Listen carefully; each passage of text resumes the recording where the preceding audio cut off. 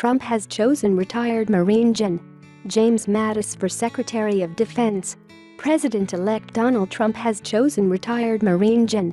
James N. Mattis to be Secretary of Defense, according to people familiar with the decision, selecting a former senior military officer who has said that responding to political Islam is the major security issue facing the United States. Mattis, who retired as Chief of U.S. Central Command in 2013, has often said that Washington lacks an overall strategy in the Middle East, opting to instead handle issues in an ineffective one-by-one manner. Is political Islam in the best interest of the United States? Mattis said at the Heritage Foundation in 2015, speaking about the separate challenges of the Islamic State and Iranian-backed terrorism. "I suggest the answer is no, but we need to have the discussion. If we won't even ask the question, how do we even recognize which is our side in a fight?" To take the job, Mattis will need Congress to pass new legislation to bypass a federal law stating that defense secretaries must not have been on active duty in the previous 7 years. Congress has granted a similar exception just once, when Gen. George C. Marshall was appointed to the job in 1950. An announcement is likely by early next week, according to the people familiar with the choice. Jason Miller, a spokesman with the Trump transition team, tweeted Thursday evening that no decision had been made. Trump's son Donald Jr., meanwhile, retweeted a report saying that Mattis got the job. Mattis, 66, served more than 4 decades in the Marine Corps and is known as one of the most influential military leaders of his generation, serving as a strategic thinker while occasionally drawing rebukes for his aggressive talk.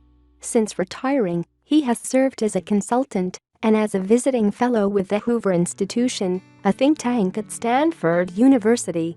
Like Trump, Mattis favors a tougher stance against U.S. adversaries abroad, especially Iran.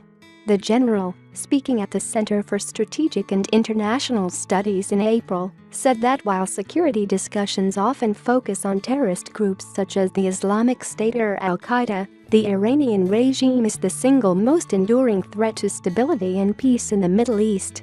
What Trump may not know about the generals he's eyeing for top positions, Mattis said the next president is going to inherit a mess and argued that the nuclear deal signed by the Obama administration last year may slow Iran's ambitions to get a nuclear weapon, but will not stop them. But he added that absent a clear and present violation, he did not see a way that Washington could go back on it because any unilateral sanctions issued by the United States would not be as valuable if allies were not on board.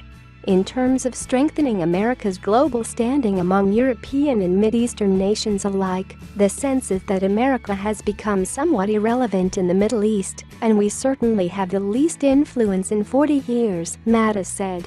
But Mattis may break with Trump's practice of calling out allies for not doing enough to build stability.